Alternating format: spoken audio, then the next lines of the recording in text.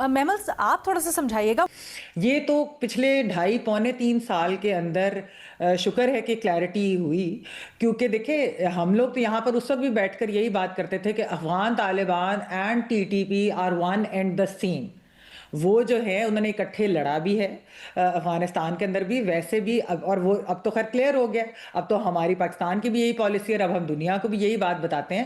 ورنہ آپ یاد کریں لینا، پچھلے مہینے جو ایک واشنگٹن ٹائمز کے اندر آرٹیکل آیا تو اس کے اندر جو پاکستان امریکہ کے تعلقات تھے تو اس میں ایک لائن تھی کہ جی جنوری 2025 میں نہیں سوچا جا رہا تھا کہ کوئی پاکستان کے ساتھ اس طرح کے تعلقات اتنی جلدی ریپڈلی اچھے ہو جائیں گے، کیونکہ ان کو سمجھا جاتا تھا کہ they were in lockstep with the Taliban, یعنی کہ پاکستان کو ایک افغانستان میں پرو افغان طالبان لینس سے بھی دیکھا جاتا تھا. وہ تو ظاہری بات ہے پھر انہوں نے جس طرح سے ہماری بات بھی نہیں مانی اور ٹی ٹی پی کو کی جتنی پشت پناہی کی ہے، اس کے بعد ہماری ایک پالیسی کے اندر کلیئرٹی آئی ہے جو کہ بہت اچھی بات ہے.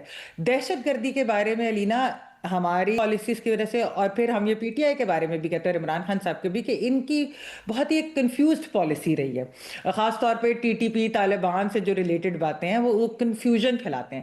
لیکن میں یہ ضرور کہوں گی علینا کہ یہ نہیں ہو سکتا کہ آپ جو ہے ریاست کے ساتھ مل کر اس چیز کو، جب تک پولیٹیکل کنسنسس نہیں ہوگی، یہ سارٹ آؤٹ بھی اتنا آسانی سے نہیں ہوگا. یہ ایک مسئلہ ہے، یعنی کہ ایک پروونشل گورنمنٹ جہاں پر سب سے زیادہ نقصان ہو رہا ہے دہشت گردی کے واقعات کی وجہ سے، جہاں پر سب سے زیادہ جانوں کا بھی نقصان، شہادتیں سب سے زیادہ وہاں پر ہو رہی ہیں، تو آپ ان کے ساتھ آپ کو بات چیت بھی کرنی چاہیے. ان کو بھی یہ سمجھنا چاہیے کہ دہشت گردی جو ہے وہ پورے ملک کے لیے ایک ناسور ہے. اور دیکھیں علینا، یہ کنفیوز پالیسی یا عمران خان صاحب کے جو طالبان کے بارے میں ویوز تھے وہ پہلے بھی تھے، لیکن جب اے پی ایس کا اٹیک ہوا تو ایک پولیٹیکل کنسنسس نیشنلی بنی، اور یعنی کہ اس کے بعد جو ہے نیشنل ایکشن پلان کے اوپر جو ہے ساری جماعتوں نے اور سب سٹیک ہولڈرز نے مل کر وہ پالیسی بنائی تھی.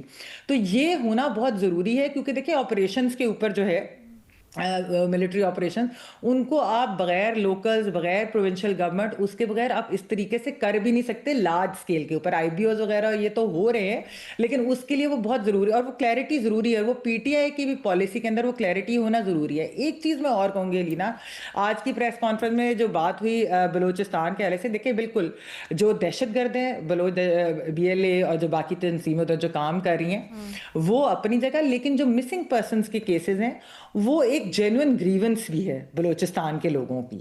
اور اگر ان کو ہیومن رائٹس ایکٹیوسٹ اس ایشو کو اٹھاتے ہیں، اس کے اندر ٹرانسپیرنسی ہونا بہت ضروری ہے. دیکھیں ہم یہاں پر پہلے بھی بات کر چکے ہیں کہ جو جینوئن گریونسز جو ہیں وہ پھر کئی دفعہ دہشت گرد بھی ایکسپلائٹ کرتے ہیں، اور وہ جو ہے اس طرح کے ایلیمنٹ جو ہیں وہ ایکسپلائٹ کر لیتے ہیں. تو وہ چیز نہیں ہونی چاہیے. تو آپ جو جینوئن گریونسز ہیں ان کو ایڈریس کریں، ریزالو ضرور کریں. تو یہ چیزیں بھی میرے خیال میں اہم ہے. البتہ یہ بہت اچھی بات ہے کہ افغانستان کے اور افغان طالبان کے لحاظ سے ایٹ لیسٹ ہماری پالیسی اب جا کے 2.5-3 سال کے اندر پچھلے کلیئر ہوئی ہے.